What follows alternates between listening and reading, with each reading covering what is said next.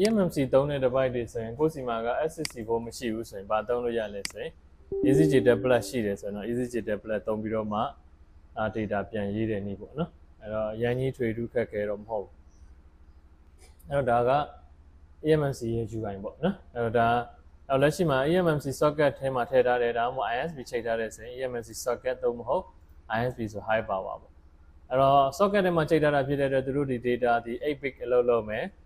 frequency ဆိုတာကအရှိန်နဲ့တူတယ်သဘောတရားကားစီးမှာ speed ဘယ်လောက်နဲ့သွားနေတယ်ဆိုတာမျိုးပေါ့နော်အဲ connect လုပ်ကြည့်မယ်ဒါ EMMC ရဲ့ information သူ့ရဲ့ product name တနည်း CID number လို့ခေါ်တယ်နောက်တစ်ခုသူတို့ရဲ့ product name က C09G00 ဆိုမှဒါဒီ product name အဲ့တော့ဒီ number ကိုကြည့်လဲရတယ်ဒီရဲ့ product name ကို CID number ကိုကြည့်လဲရတယ် memory အနေနဲ့ main user data လို့ခေါ်တယ်သူက ROM1 လို့ခေါ်တယ်ပုံမှန်တိုင်းတော်တော်များများတွေက ROM1 ROM2 ဆိုရင် boot1 boot2 လို့သတ်မှတ်တယ်ဒါပေမဲ့သူကတခြားသော program တွေနဲ့ဆန့်ကျင်ဘက်ဖြစ်ရဲ့ ROM1 ဆိုတာ main user data ဖြစ်ပြီးတော့မှ ROM2 ROM3 ဆိုတာ boot1 boot2 လို့ဖော်ပြတယ်အဲ့တော့ boot1 boot2 က format ရှိတယ် RPMB site က format ရှိတယ် counter က0ဒါပေမဲ့ main not clean လို့ပြတယ်counter 0ဖြစ်တယ် logical က registry move protection လို့ခေါ်တာပေါ့ဟုတ်ပြီနော် authorization key နော်ရဲ့ program နဲ့ registry remove protection မတူဘူးနော်ဘာလို့တာလဲ RPMB key ကိုရေးလိုက်ရင် authorization key နော်ရဲ့ program ကနေဘာဖြစ်သွားမှာလဲ registry move protection ဆိုမှပြောင်းသွားတယ် counter 0ကဘာလို့0ဖြစ်နေရလဲဆိုတော့ RPMB data ကိုမရေးမချင်း counter ဒီ0ပဲ RPMB data တွေကိုရေးလိုက်မှဒါဆို counter တွေဒီတက်သွားတယ်ဆိုတာသိရတယ်ဟုတ်ပြီနော်အဲ့တော့ဒါဒီ clean တော့မဟုတ်ဘူး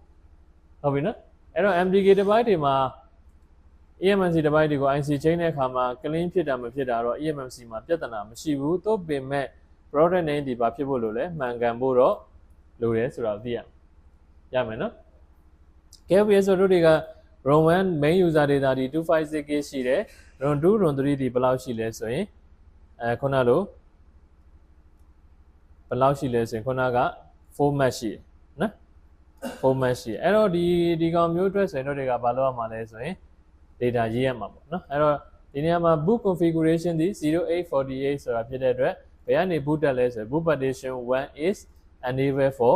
boot ဆိုပြီးမှတက်နေတယ်နော်အဲ့ဒါကဘယ်မှာသိမ်းထားလဲဆိုရင် EHC လို့ခေါ်တဲ့ configuration ထဲမှာသိမ်းထားတယ်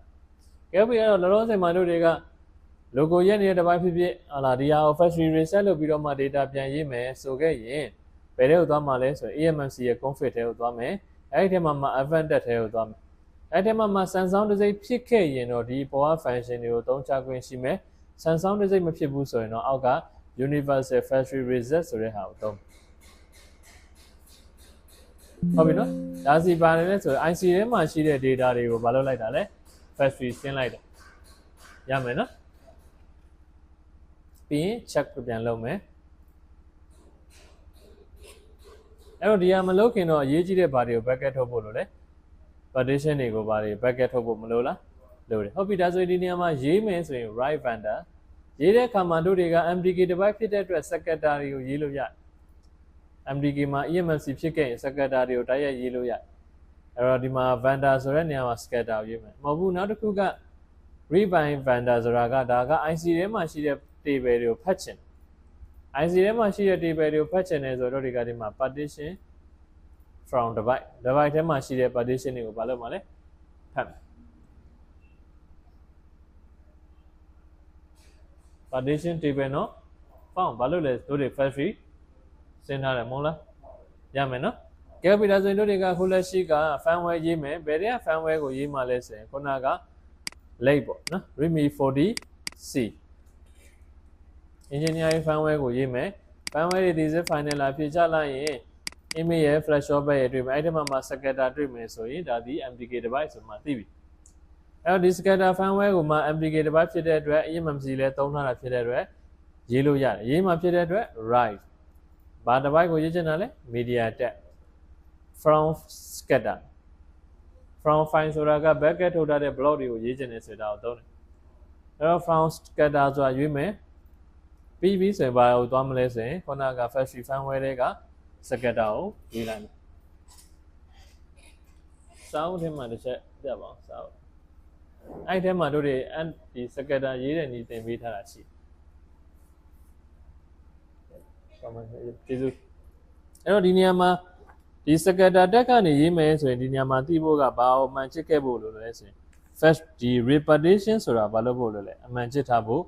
လို့တယ်အဲ့တော့ easy ကြတဲ့ကိုသုံးပြီးတော့မှ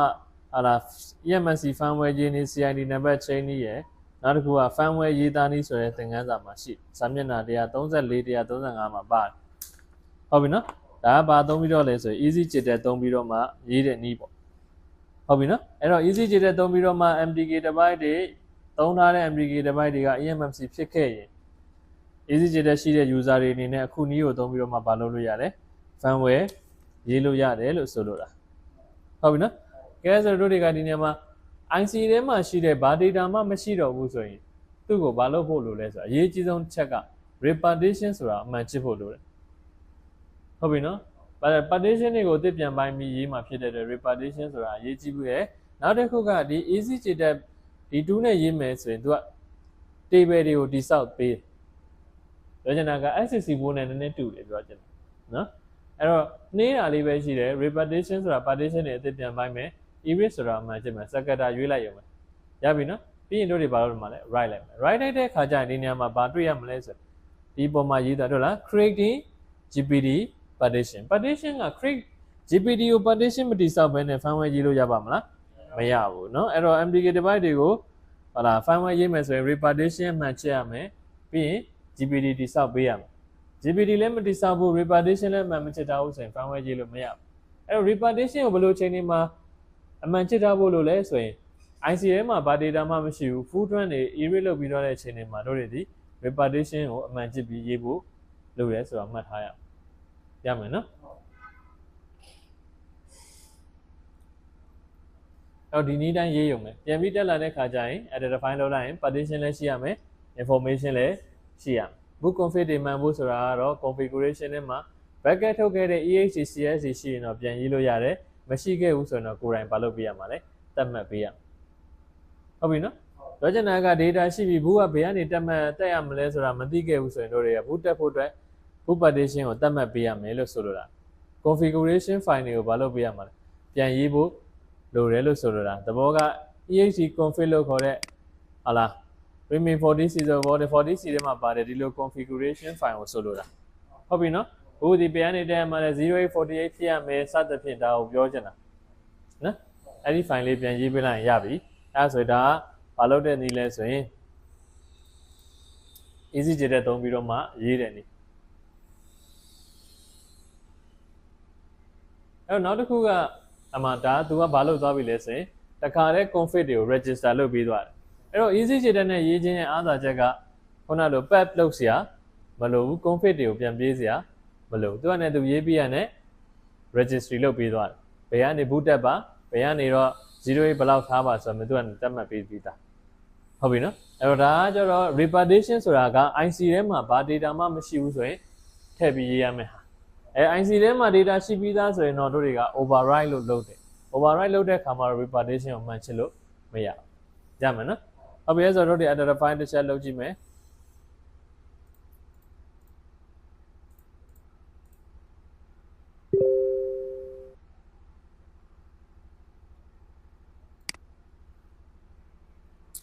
နော် firmware info not found ဆိုတာဒီမှာသူက support မပေးလို့နော်ဟုတ်ပြီလားဆိုတာဒါ firmware လေးရေးပြီးသွားပြီ partition တွေလည်းရှိပြီဟုတ်ပြီနော် GPD header is found လို့တွေ့တယ်ကဲပြီနောက်တဲ့ program ဘာသုံးလို့ရသေးလဲဆိုရင် EFM manager လို့ခေါ်တယ်ဒါလေးတစ်ချက်သုံးပြီးတော့မှ information စစ်ကြည့်အောင်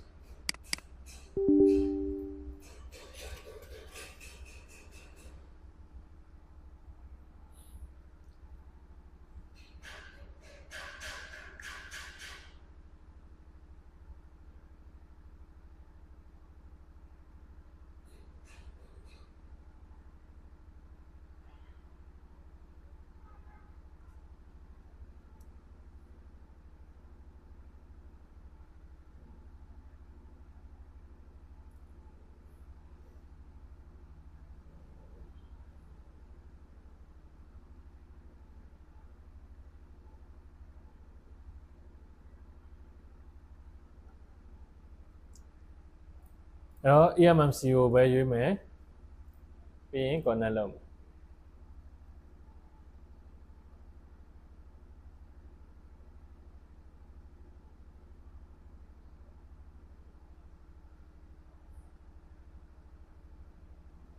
ဟုတ်ပြီနော်အဲ့တော့ဒီမှာ information သူကဒီ program ကမပြပေးနိုင်လို့အဲ့ဒါတို့တွေကဒီ SSC ဘောနဲ့စစ်ကြည့်မယ်ဆိုရင်တော့ခုနကရေးခဲ့တဲ့ data တွေပါမပါဘာလုပ်နိုင်လဲ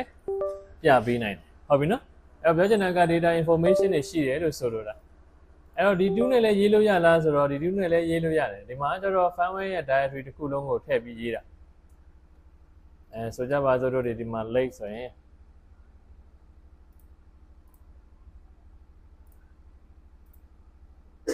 နော်သူကကျတော့ scatter ကိုမ on ပေးနိုင်ဘူးဘာလဲဆိုဒီမှာ raw နဲ့ .html တွေကိုပဲဖတ်ပေးနိုင်တယ်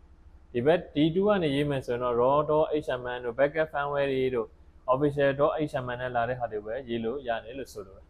ဟုတ်ပြီနော်အဲ့တော့ EMMC နဲ့ပတ်သက်ပြီး scatter firmware တွေကိုရေးချင်တယ်ဆိုရင်တော့ EasyJet 2ကိုသုံးတယ်အဲ့လို2သုံးပြီးတော့မှဖတ်လို့ရတယ်လို့ဆိုလိုတာနော်ကဲပြီးတော့ဆို SSC ဘုံနဲ့တို့တွေတစ်ချက်ဖတ်ပြမယ်ခုနကရေးတဲ့ data ပါမပါပေါ့နော်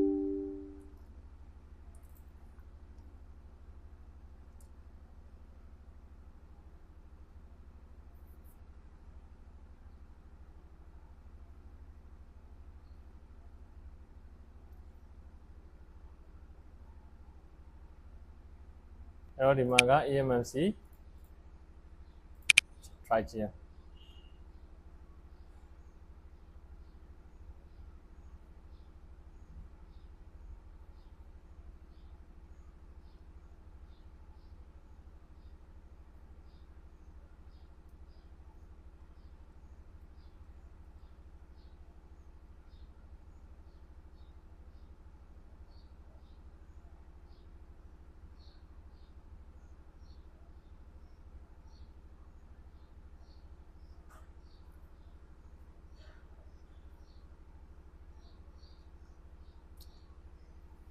ဟုတ်ပြီနော်